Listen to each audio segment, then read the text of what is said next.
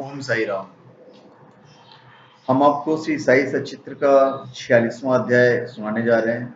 Actually 47वें को मैंने 46वां कह दिया था, इसके लिए माफी चाहूंगा। वो 47वां था और ये 46वां है। हिमाद पंडित जी ने लिखा है और 46वें में बाबा की गया यात्रा और बकरों के पूर्व जन्म की कथा है इसके अंदर। इस अध्याय में श्यामा की काशी, प्रयाग व गया की यात्रा और बाबा किस प्रकार वहां इनके पूर्व ही पहुंचे तथा दो बकरों के गत जन्मों के इतिहास के बारे में वर्णन किया गया है इस अध्याय में। साईं बाबा के चरणों में हमारा प्रणाम। आपके साई चरण धन्य है और उनका स्मरण कितना सुखदायी है। आपके भव भय विनाशक स्वरूप का दर्शन भी धन्य है, जिसके फल स्वरूप कर्म बंधन छिन्न भिन्न हो जाते हैं। यद्यपि अब हमें आपके सगुण स्वरूप का दर्शन नहीं हो सकता, फिर भी यदि भक्तगण आपके श्री चरणों में श्रद्धा रखें तो आप उन्हें प्रत्यक्ष अनुभव दे दिया करते हैं। आप एक अज्ञात आकर्षण शक्ति द्वारा निकटस्थ या दूरस्थ भक्तों को अपने समीप खींचकर उन्हें एक दयालु माता के समान हृदय से लगाते हैं। हे साईं, भक्त नहीं जानते कि आपका निवास कहाँ है, परंतु आप इस कुशलता से उन्हें प्रेरित करते हैं, जिसके परिणाम स्वरूप भाषित होने लगता है कि आपका अभय हस्त उनके सर पर है। और यह आपकी कृपा दृष्टि का परिणाम है कि उन्हें अज्ञात सहायता सदैव प्राप्त होती रहती है।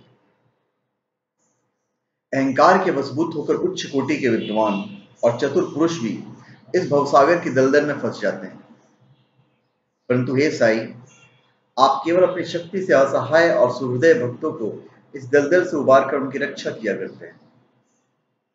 पर्दे की ओट में छिपे रहकर आप ही तो सब न्याय करते हैं, फिर भी आप ऐसा अभिनय करते हैं जैसे उनका या उनसे आपका कोई संबंध ही ना हो। कोई भी अपने अनन्य भाव से आपके श्री चरणों में शरण में आ जाए और अपने पापों से मुक्त होने के लिए एकमात्र आपका इस नाम स्मरण करते रहे। आप अपने निष्काम भक्तों की समस्त इच्छाएं पूर्ण कर उन्हें परमानंद की प्राप्ति करा दिया करते हैं। केवल आपके मधुर नाम का उच्चारण ही भक्त के लिए अत्यंत सुगम पथ है। इस साधन से उनमें राजसिक और तामसिक गुणों का ह्रास होकर सात्विक और धार्मिक गुणों का विकास होगा। इसके साथ ही उन्हें क्रमशः विवेक, वैराग्य और ज्ञान की भी प्राप्ति हो जाएगी। तब उन्हें आत्मस्थित होकर गुरु से भी अभिन्नता प्राप्त होगी। और इसका ही दूसरा अर्थ है गुरु के प्रति अनन्य भाव से शरणागत होना। इसका निश्चित प्रमाण केवल यही है कि तब हमारा मन स्थिर और शांत हो जाता है। इस शरणागति भक्ति और ज्ञान की महत्ता अद्वितीय है, क्योंकि इनके साथ ही शांति, वैराग्य, कीर्ति, मोक्ष इत्यादि का भी प्राप्ति सहज ही हो जाता है। यदि बाबा अपने भक्तों पर अनुग्रह करते हैं तो सदैव ही उनके समीप रहते हैं, चाहे भक्त कहीं भी क्यों न चला जाए, परंतु वे तो किसी न किसी रूप में पहले वहां पहुंच जाते हैं। उसी सिलसिले में आपको कहानी सुना रहा हूं गया यात्रा का। बाबा से परिचय प्राप्त होने के कुछ काल पश्चात ही काका साहब दीक्षित ने अपने ज्येष्ठ पुत्र बापू का नागपुर में उपनयन संस्कार करने का निश्चय किया और लगभग उसी समय नाना साहब चांदोरकर ने भी अपने ज्येष्ठ पुत्र की ग्वालियर में शादी करने का कार्यक्रम बनाया। दीक्षित और चांदोरकर दोनों ही शिरडी आए और प्रेम पूर्वक उन्होंने बाबा को निमंत्रण दिया। तब उन्होंने अपने प्रतिनिधि श्यामा को ले जाने को कहा, परंतु जब उन्होंने स्वयं पधारने के लिए उनसे आग्रह किया तो उन्होंने उत्तर दिया कि बनारस और प्रयाग निकल जाने के पश्चात मैं श्यामा से पहले ही पहुंच जाऊंगा। अभी आप श्रोतागण कृपया इन शब्दों को थोड़ा ध्यान में रखें, क्योंकि ये शब्द बाबा की सर्वज्ञता का बोधक है। बाबा की आज्ञा प्राप्त कर श्यामा ने इन उत्सव में सम्मिलित होने के लिए पहले नागपुर, ग्वालियर और उसके पश्चात काशी, प्रयाग और गया जाने का निश्चय किया। अप्पा पोते भी श्यामा के साथ जाने को तैयार हो गए। प्रथम तो वे दोनों उपनयन संस्कार में सम्मिलित होने नागपुर पहुंचे। वहां काका साहब दीक्षित ने श्यामा को 200 रुपए खर्च के निमित्त दिए। वहां से वे लोग विवाह में सम्मिलित होने ग्वालियर गए। वहां नाना साहब चांदोरकर ने 100 रुपये, उनके संबंधी श्री जठार ने भी 100 रुपये श्यामा को भेंट किए। फिर श्यामा काशी पहुंचे, जहां जठार ने लक्ष्मी नारायण जी के भव्य मंदिर में उनका उत्तम स्वागत किया। अयोध्या में जठार के व्यवस्थापक ने भी श्यामा का अच्छा स्वागत किया।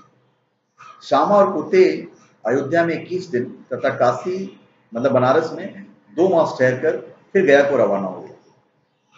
गया में प्लेग फैलने का समाचार रेलगाड़ी में सुनकर इन लोगों को थोड़ी चिंता सी होने लगी। फिर भी रात्रि को गया स्टेशन पर उतरे और एक धर्मशाला में जाकर ठहरे। प्रातःकाल गया वाला पुजारी जो पंडा था, जो यात्रियों के ठहरने और भोजन की व्यवस्था किया करता था, आया और कहने लगा कि सब यात्री तो प्रस्थान कर चुके हैं, इसलिए आप भी शीघ्रता करें।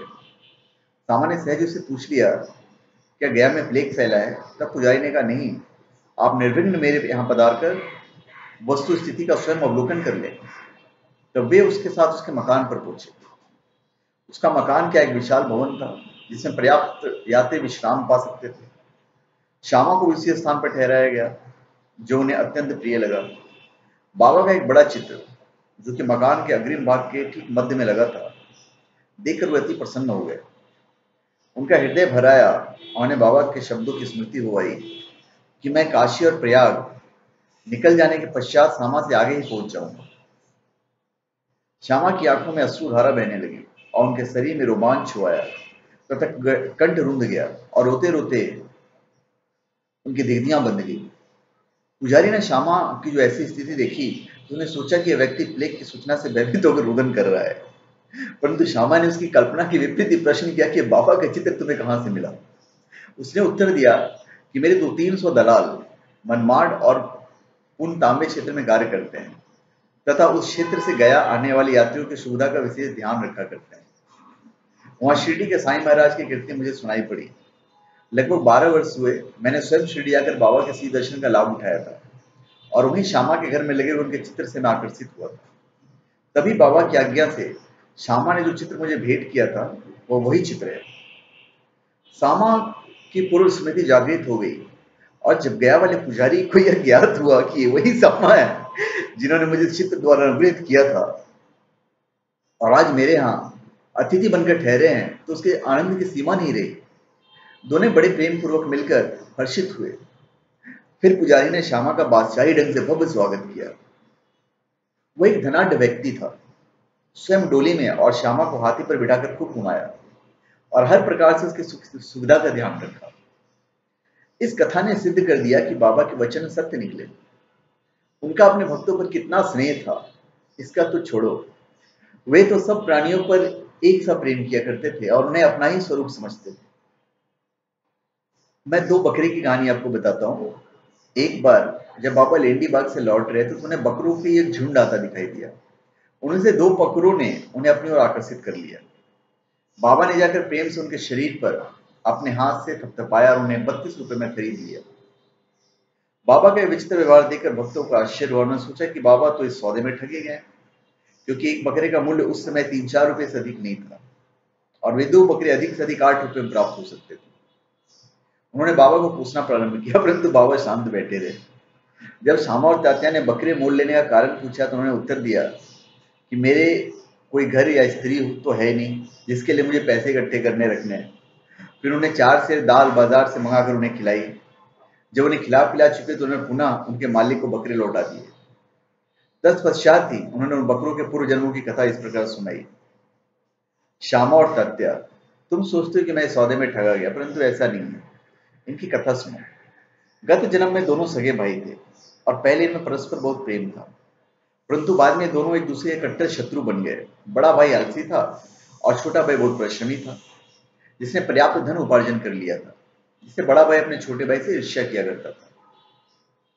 इसलिए उसने छोटे भाई की हत्या करके उसका धन हड़पने की ठानी और अपना आत्मीय संबंध भूलकर वे एक दूसरे से बुरी तरह झगड़ने लगे। बड़े भाई ने अनेक प्रयत्न किए, परंतु छोटे भाई की हत्या में असफल रहा। तब वे एक दूसरे के प्राणघातक शत्रु बन गए। एक दिन बड़े भाई ने छोटे भाई के सिर पर लाठी से प्रहार किया। तब बदले में छोटे भाई ने बड़े भाई के सिर पर कुल्हाड़ी चलाई और परिणाम स्वरूप वहीं दोनों को मृत्यु हो गई। फिर अपने कर्मों के अनुसार ये दोनों बकरे की योनि को प्राप्त हुए। जैसे ही मेरे समीप से निकले तो मुझे उनके पूर्व इतिहास का स्मरण हुआ और मुझे दया आ गई। इसलिए मैंने उन्हें कुछ खिलाते पिलाते तथा सुख देने का विचार किया। यही कारण है कि मैंने इनके लिए पैसे खर्च किए जो तुम्हें महंगे प्रतीत हुए। तुम लोगों को यह लेन देन अच्छा नहीं लगा, इसलिए उन बकरों को गृहणी को वापस कर दिया। केवल मनुष्य ही नहीं, सभी प्राणियों के लिए बाबा के हृदय में अपार प्रेम था। तो धन्यवाद। आप हमारे चैनल पर सब्सक्राइब करें और अपने कमेंट दीजिए। धन्यवाद।